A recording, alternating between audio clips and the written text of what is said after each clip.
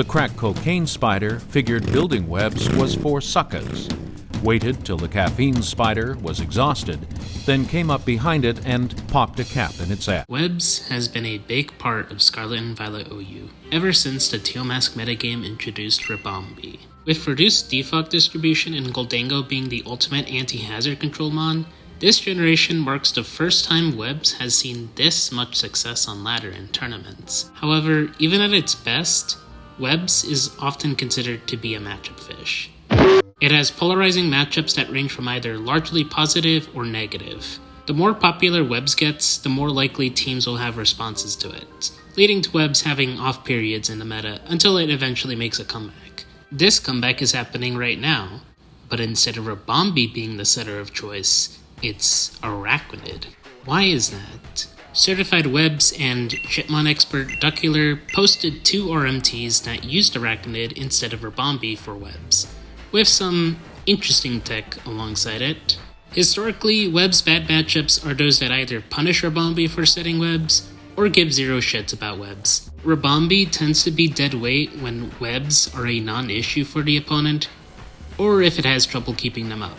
Remember those bad matchups Rabombi has? Well, Araquanid is a strong counterpick to these threats for a couple reasons. Solid natural bulk, slow speed, and hits like a truck. Versus Glamora, Araquanid being slower than it means the Bubble Spider can set up webs in front of it, and is bulky enough to withstand a Power Gem, so unless you're running into Meteor Beam sets, it should always get up webs versus Glamora. Araquanid's incredible special bulk Araquanid's incredible special bulk lets it tank hits from threats like Iron Valiant, Darkrai, Iron Crown, Kyurem, Goldango, Zapdos, and more importantly, Iron Moth, which HO teams like to lead off with in order to punish Rabombi and the rest of its team. But Araquanid 1v1s it, eating its hits and nuking it off the census. Its defensive profile also means you can decide not to lead with it because Araquanid can find opportunities to get up webs later, allowing for more dynamic, non-linear gameplay. You can also run Customizable plus Endure to potentially take out a dangerous offensive threat before dying, which seems surprising since Araquanid's offenses are, in the nicest way possible, garbage. But Water Bubble skyrockets its damage output from all water-type moves. Also gives it a burn immunity, which is nice because there's like a bunch of Wisp spammers in the tier. Let me put it this way. Araquanid's Liquidation does more damage than Jolly Ogerpon Wellspring's Ivy Cudgel.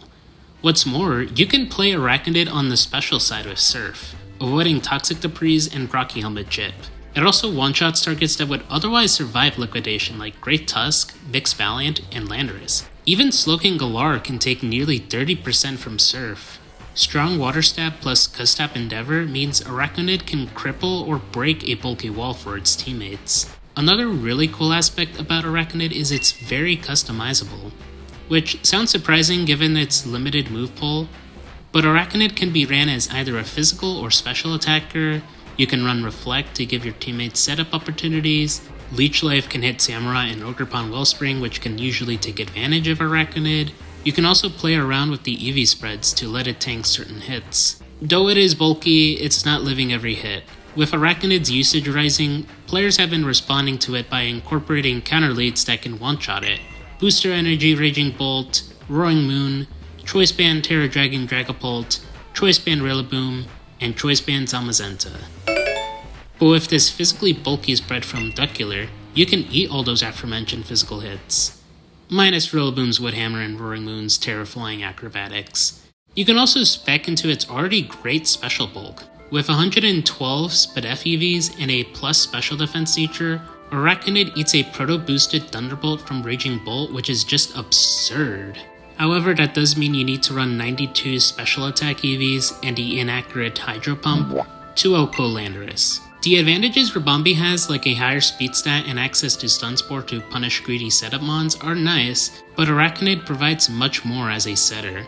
It can wall break, check certain threats, and allow webs to have a more consistent matchup with the rest of the meta. Consistency is important on ladder, where you'll run into all sorts of different playstyles, but what do you think? Do you agree that Araquanid is the superior web setter?